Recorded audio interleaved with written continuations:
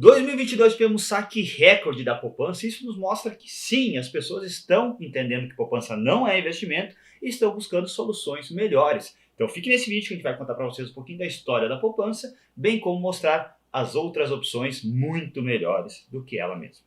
Vinheta. Então vamos começar com um pouco de história. A poupança ela foi criada em 1861, no Rio de Janeiro, pela Caixa Econômica Federal por Dom Pedro II. A ideia era de ter uma possibilidade de investimento para todas as pessoas, algo acessível, tanto para aquelas pessoas que tinham muito dinheiro quanto para grandes investidores. Então, ser uma forma fácil e acessível de a população poder investir o seu dinheiro.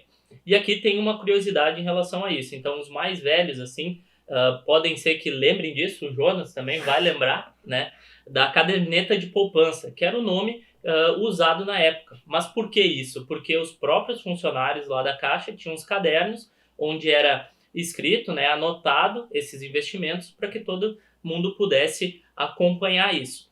Então, a poupança ela foi criada justamente para isso, né, para poder dar essa facilidade, e cada vez ela foi ganhando mais força como um investimento mais seguro do país, né, para que as pessoas pudessem ter esse acesso, e também os bancos começaram a forçar isso. Tudo isso fez com que ao longo do tempo se criasse muito essa história de que realmente a poupança é um investimento e que é o investimento mais seguro do país. Quanto ao seu rendimento, então, a poupança ela passou por alteração ali em 2012, né? Então, até maio de 2012, o rendimento da poupança era 0,5% ao mês mais TR, independente de outras taxas. E a partir de maio de 2012, ela começou a ser atrelada à Selic, que é a nossa taxa básica de juros. E aí começou a ser, teve umas regrinhas básicas, né? Depende da Selic, o Guto até vai deixar aqui na tela para ficar mais fácil o entendimento de vocês. Mas quando a Selic é maior que 8,5% ao ano, a poupança vai render 0,5% ao mês mais TR, como era antigamente, tá?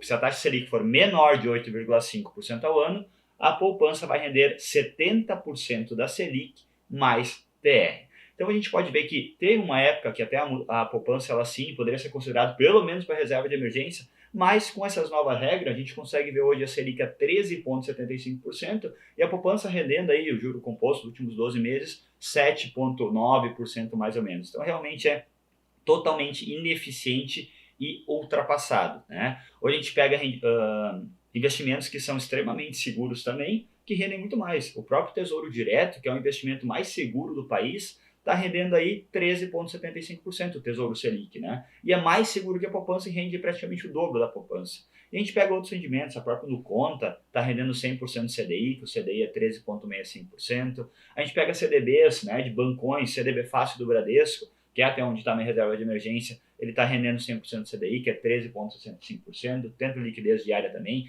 Então a gente vê outros investimentos muito fáceis também e muito seguros, rendendo muito mais que a poupança. Até tem um gráfico aqui que o Guto vai botar na tela para vocês, para a gente dar uma olhadinha no rendimento acumulado de 94 a 2015 da poupança, de um CDB a 90% CDI e de um CDB a 100% CDI. Observem a diferença como é muito grande. Então quem colocaria R$1.000 lá em 94, em cada um desses três ativos que eu comentei, no longo prazo ali até 2015, o CDB 100% CDI renderia ali mais de 3 vezes o que rendeu a poupança. Então mostrando realmente isso que nós estamos falando de um investimento extremamente conservador, né, pessoal? Então mostrando ali que realmente não faz sentido nenhum ter poupança hoje em dia. Vamos aí a um próximo gráfico, onde a gente vai ver mais um pouco do comparativo aí entre a CDI e os rendimentos da poupança, tá? Então aqui a gente tem um histórico desde 97 a 2017.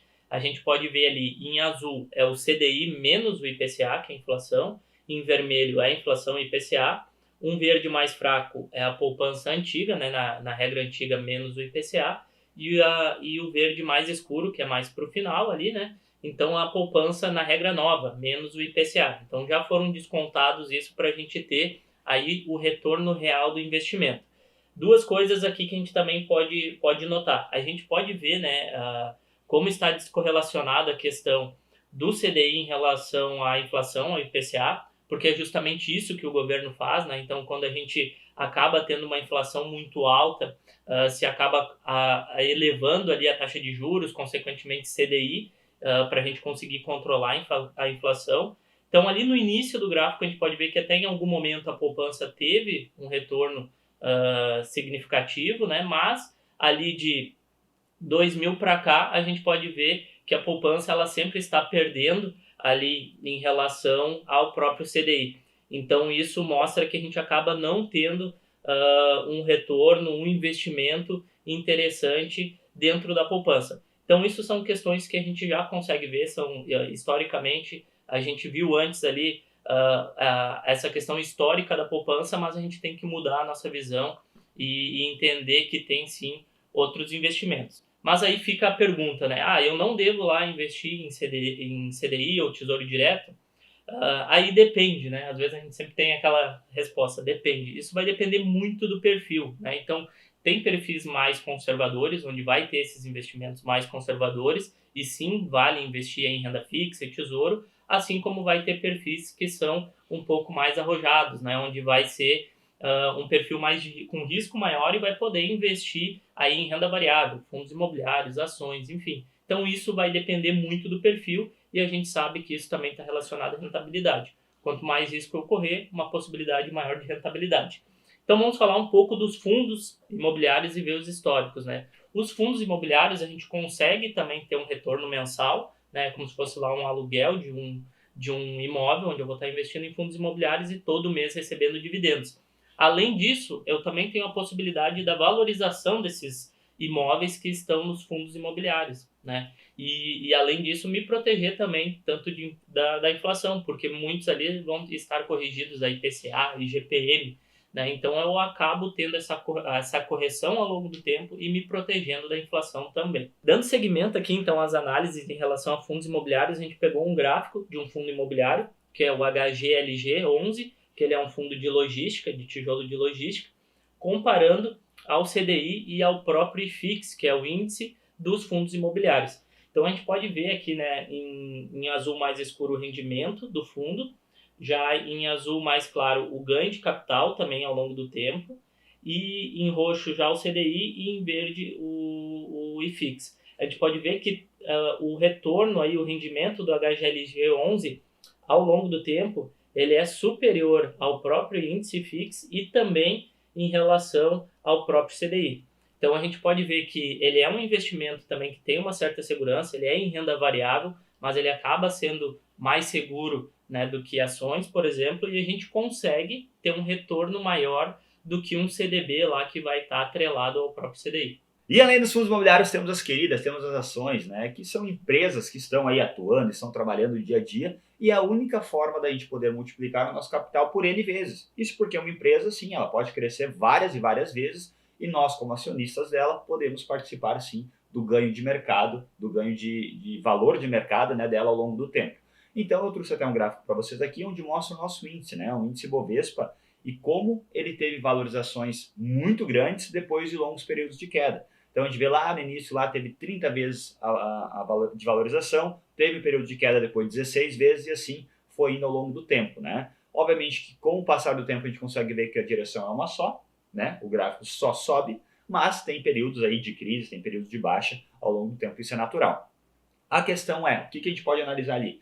Você está aqui, está escrito aí no cantinho do gráfico, então nós estamos após um longo período de bear market, um longo período de queda. Isso quer dizer que daqui a pouco ele vai explodir, multiplicar por 16, 30, 21 vezes? Não sabemos, mas a história nos mostra que a direção é uma só, é para cima, e após longos períodos de queda, tende sim a acontecer um bom período de bull market, um bom período de alta valorização, perfeito? Então você está ali num excelente momento para começar a investir, para buscar conhecimento e começar a colocar um pezinho ali na renda variável. E eu trouxe também aqui alguns exemplos, né, de grandes valorizações de empresas que te multiplicaram o capital por várias e várias vezes, para vocês verem sim que é possível. Investir em boas empresas, a gente consegue ter uma excelente rentabilidade ao longo do tempo. Então o Guto vai botar agora um gráfico da WEG, que é uma das queridinhas aí do mercado, né, uma empresa extremamente resiliente, muito boa, que apesar dela ter tido ali algumas quedas ao longo do período, a gente pode ver que são quedas bem grandes, a gente pode ver ali quem investiu lá desde o início, desde janeiro de 2000, teve uma valorização de 25.840%. Então, multiplicando o seu capital por N e N vezes, né? Se formos pegar alguns outros casos, daqui a pouco não tão grandes assim, temos até o próprio Banco Bradesco, né, que a gente pega ali desde maio de 2006 até agora os dias de hoje, teve uma valorização de 276%. Claro, Jonas, não é uma VEG, é bem menos que a VEG, mas se formos pegar isso e dividir por rentabilidade anual, isso dá uma rentabilidade em torno de 17% ao ano, uma rentabilidade muito alta. Isso que nós não estamos contando os dividendos. Que é o Bradesco, que é um banco, historicamente ele distribui bons dividendos. Então é uma excelente rentabilidade também. E trouxe mais um exemplo para vocês aqui, que é a CTEP, né, que é a TRPL4, que é a Transmissão Paulista de Energia, que também tem uma valorização aí de 2006 a 2023 de 316% ali mais ou menos. Então são empresas que sim tiveram grandes valorizações, são boas empresas, né? E claro, ao longo desse tempo também tem empresas que caíram, que não vão ter essa valorização grande, né? Mas isso faz parte do que a gente sempre fala aqui, que é a diversificação. No momento que a gente diversifica o nosso portfólio,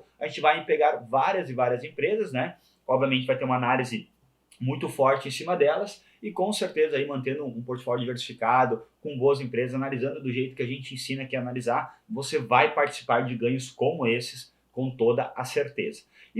E aqui a gente trouxe ainda um último gráfico, né? Para concluir, para mostrar para vocês a diferença de todos os investimentos em relação ao risco e ao retorno. Então a gente pode ver que a poupança está ali embaixo, como nós falamos, com pouco risco e rentabilidade nenhuma, sendo horrível, né? E aí a gente consegue ver que quando vai para títulos públicos, o risco é o mesmo e a rentabilidade acaba subindo um monte, e aí a gente vai então subindo até chegar em fundos imobiliários e em ações, que é o suprassumo dos investimentos. Quer finalizar ali com uma coisa? Ficou bom, né? Ficou bom o suprassumo.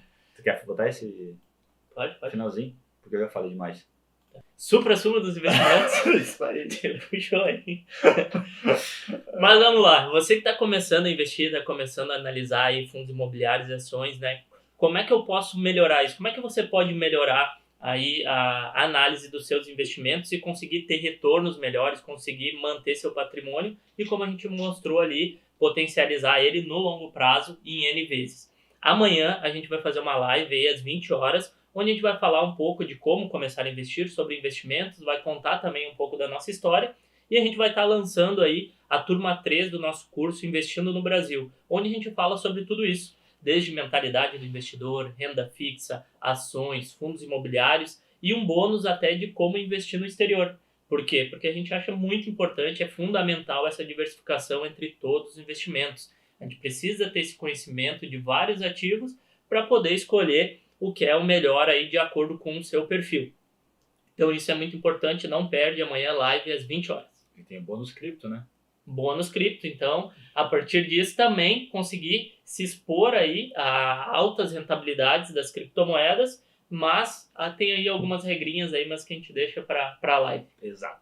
Não te esqueça, curta esse vídeo, se inscreva no nosso canal, ative o sininho, mande para os amigos de vocês e mande também a live para os amigos de vocês. Amanhã tem live às 20 horas no canal do Seja Holder e vai ser a melhor live de todos os tempos.